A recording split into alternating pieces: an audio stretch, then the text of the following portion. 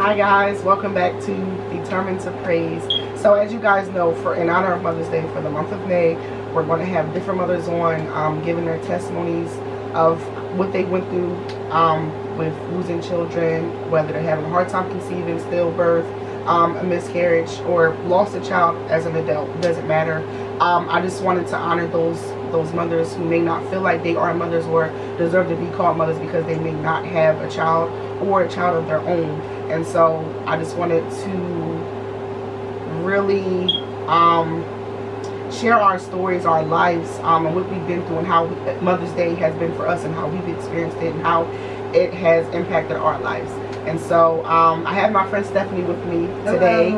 And she's going to share her testimony, and I really pray that it helps you guys, that you guys stay encouraged, and that you guys stay hopeful for what God can do for you. And as I said before, it doesn't matter whether you actually have a child that's biologically yours.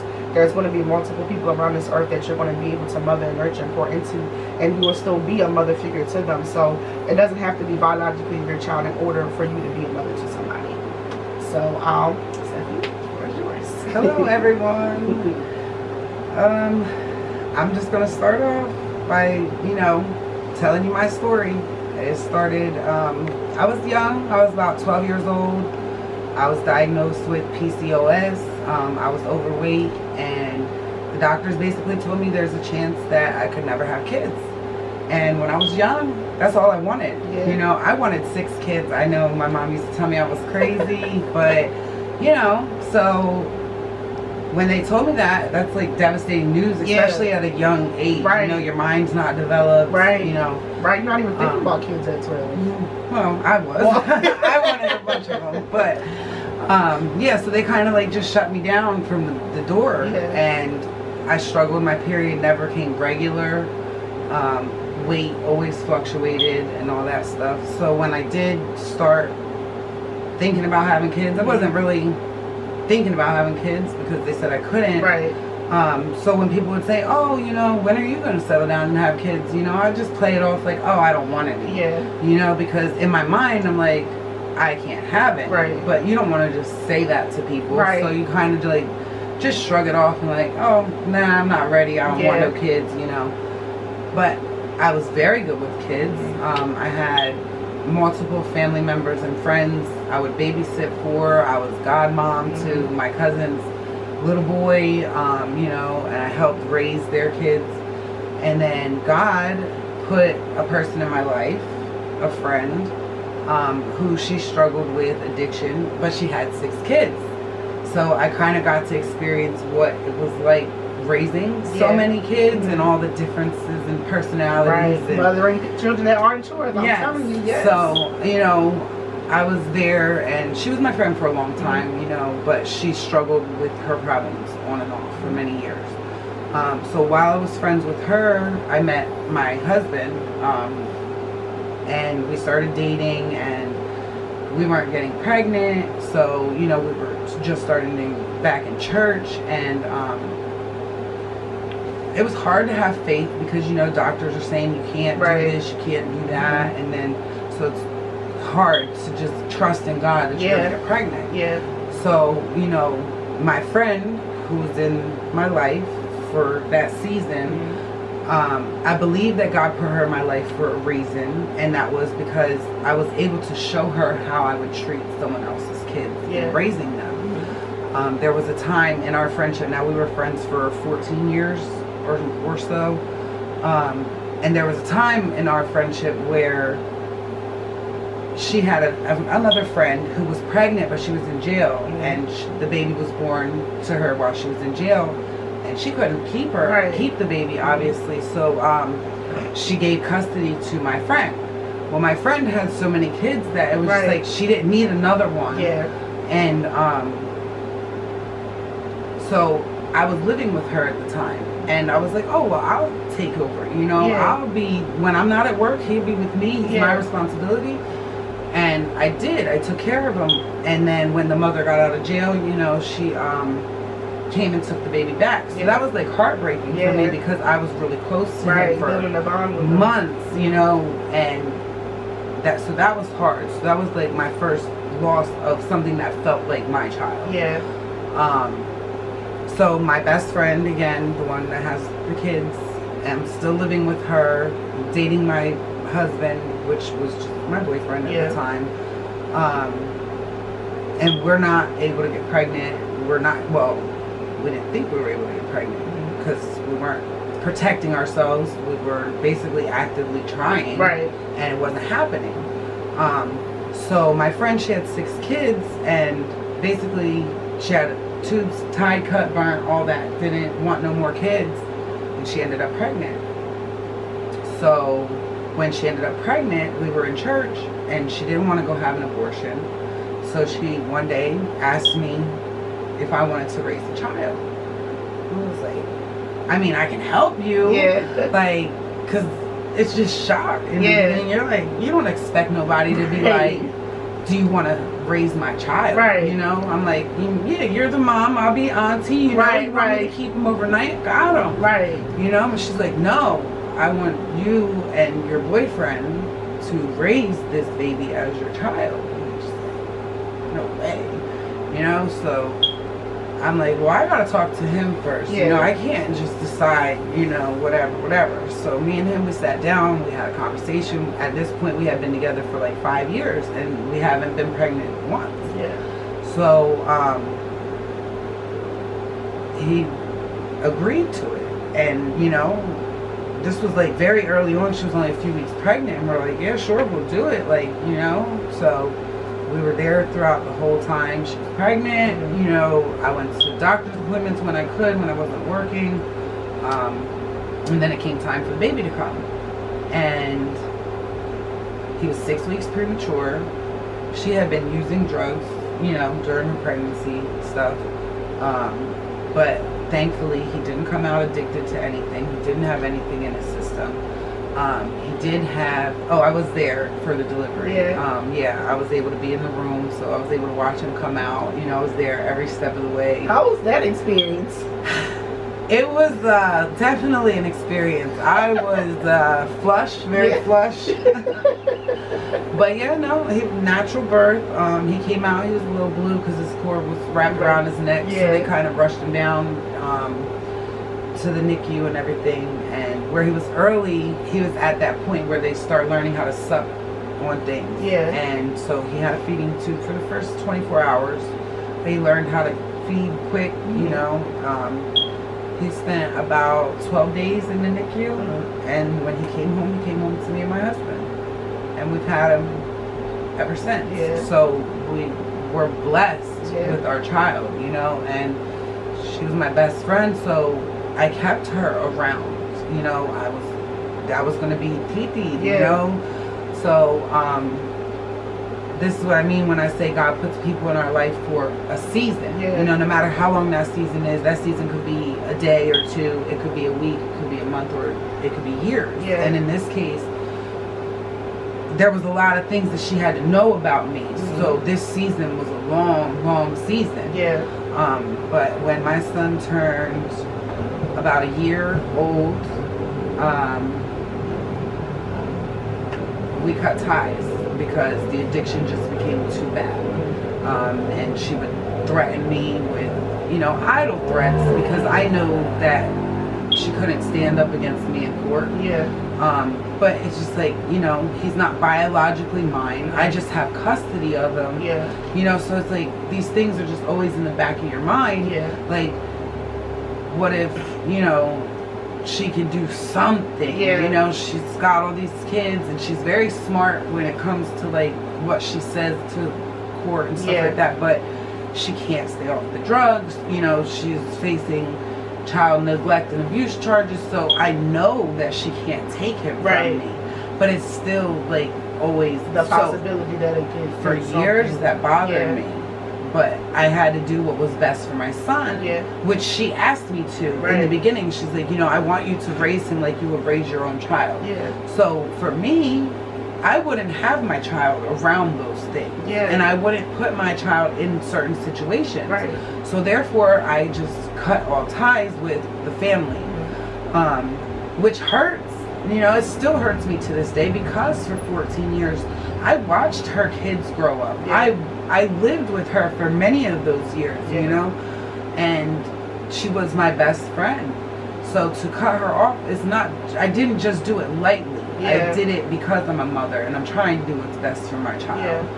So just like I said, for years on and off, it would just be random. She might have just had a bad day and thought about me and, you know, just sent me a message. Oh, I'm going to come for my son. He's not yours. Like, just to torment me. So I just eventually just blocked everything and kept the messages in case I ever had to go back to court, and which I haven't had to. So we still have them all these years later, and still with the same man. I haven't been able to get pregnant up until a few weeks ago, and I had a miscarriage. So we kind of, you know, it's shocking. Because after 14 years of being with the same person and haven't been able to. But so, you know, with my diagnosis of PCOS and fibroids, it's hard to conceive, and then with being overweight. So, you know, not even knowingly, I lost all this weight just going back to work. I was out of work for a few years. I was depressed. I was on the couch constantly. I gained a lot of weight. So getting back to work, you know, getting out of that depression, I lost 45 pounds. Wow. You know, so, you know, we've never protected against not having children, you know, because we love kids. We would love to have our own kid. So, you know, we just actively were trying all these years, and then I started bleeding one day, and I'm like, this isn't normal, you know, and then a few days later, it passed, and I ended up taking it out of the toilet and taking it to the hospital and confirming, because if I didn't confirm what it was, I couldn't live with the what if. You know, so I had to get the confirmation for myself. So now it's just like, there's still those what ifs. What if it was a boy? What if it was a girl? You know, things that we'll never know. But what could it have been in life, you know? But we just got to trust with God that that baby's up there waiting for us to get to heaven, you know? So, but we didn't look at this as a bad thing. We took it to the good side, you know? Now we know we can get pregnant. And now we've been to the doctors, and the doctors have confirmed, yes, I can get pregnant, and yes, we should just really actively try now. So this Mother's Day, I have something to look forward to, you know, even though with the loss of the baby, I'm not taking it negatively, I'm taking it positively. And, you know, the what ifs will always be there, but I have to remain positive for my sake, for, you know, my family's sake. And my son is excited to know that he has a chance to have, you know, be a big brother, you know, have a brother or sister. Because for all these years we've been telling him we didn't know if we were going to have another baby. So. How did it feel going to the doctors and getting the confirmation, like, well, no, you actually can have kids? Like, after hearing all those years, you can't, then all of a sudden just to hear that you can. It was shock at first. Just, you know, me and my husband looked at each other and just were like, what? Like, we can have a baby? Like, no way. But now that it's just like sinking in, it's like, to me, it's a confirmation from God. It's from much higher, because recently I'm still struggling with my addictions, you know, with smoking weed and smoking cigarettes and things like that. So I've been telling God, because I've recently started going back to church. I haven't even been telling him. It's just been on my heart. Like, I haven't even spoken these things, but it's just been heavy on me. Like, God, give me a child. Like, you know, that's all I want. That's all I've ever wanted. Like, and for it to be so heavy on my heart, and he just took it off of my heart and showed me, hey, look, I can do it. But you gotta come in line. You gotta get in order. Like, and you'll have it. You know, so that's what I took from it, and that's the lesson I learned, and that's what I'm trying to do now. I'm allowing God to order my steps. I'm allowing him to push me in certain areas, and I'm gonna allow him to finally deliver me and take these addictions away from me. So no, that's amazing, and I'm super happy and excited, and I can't wait for you to get to go through, you know, the different stages, because it's amazing. It's stressful, but it's amazing. But I wanted to say, because, you know, we used to all turn up together or whatever. Right. And I know for me, it was hard. Like, I tell people all the time, do you know how mad I was when I found out I was pregnant with Lamar, had 2 Dutchess rolled up, ready to go. I was in that test, I was big mad. Like, what? No, not right now. But that was the reason for me to stop. Right. And I'm not gonna lie, my plan was to go back to it once I had him, but because he came out with so many different issues, I was like, nah, I gotta be right for him. Like, right. I can't bring him into a house with you know, smoke and drinking all of this. Right. That's not gonna be good Absolutely. for him. So that was the reason I stopped. And I mean, I'm not gonna say it was the easiest thing ever, but knowing that it was something more important. Right. Like, I gotta be healthy for him. I can't just be taking anything in. Like, that's right. not good for him. And so that was the reason that I was able to stop. And I mean, I drank a little bit after having him, but you just don't have the desire. It wasn't really a lot. So, and then I just stopped. And I mean, I got pregnant with Alice not too long after. But right. not too long after I got pregnant with my daughter. So I really just like, I'm good. I got things to do. Like, right. how could I, you know, be there for them if I'm out here? If you're mentally not right. available. Right. And I mean, it takes a while. It takes a while, but at least now you know it, and that can kind of help encourage you and push you. Like, you know what, I'm fighting this fight for something for a else. reason. Right. There's a reason behind. It's not just, oh, I'm just quitting cigarettes. Right. No, there's a reason behind it, and that's what's helping. You know. And I started my prenatals. You know, so I've been taking prenatals. This doctor recommended. Yeah. So they said, you know, quit smoking and start prenatals and start trying. Yeah. And if you're not pregnant in 6 months, come and we'll put you with the fertility doctor for some medication, and you'll get pregnant. I was like, all right, we're going to do this. So in my mind, I'm telling myself, you know, God's going to deliver me before I get pregnant, because I'm not going to wait, because my mind's already made up. I'm going to have a baby. So I might as well quit now before I get pregnant. Right. So that way I don't have to do all this and stress myself more on top of it. So that's why I've been, you know, trying to do those steps now. Yeah.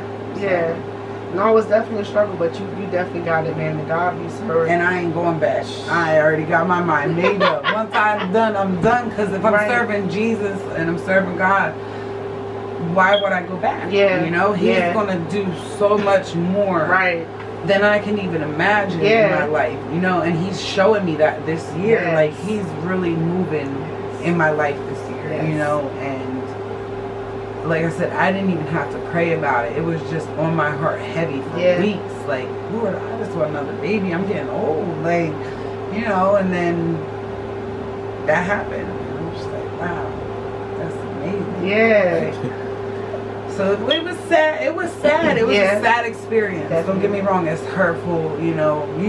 But I have to look at the joy in it. And I have to be on the positive side. If not, I would just go back into depression. And I can't allow myself, not for myself, but not for my family. They don't deserve that, you know. For me to just be laid on the couch sleeping all the time, that's not a good mom or a good wife, you know. So I'm not going backwards, and want to put my faith in God that what He says He will do, He will do it. Absolutely. This has been, listen, I've been telling people since I walked into 2023, I don't know what, but I said God is up to something this year. He is going to do amazing things in people's lives. And it's going to be to a point where people want to see you and be like, yo, what happened?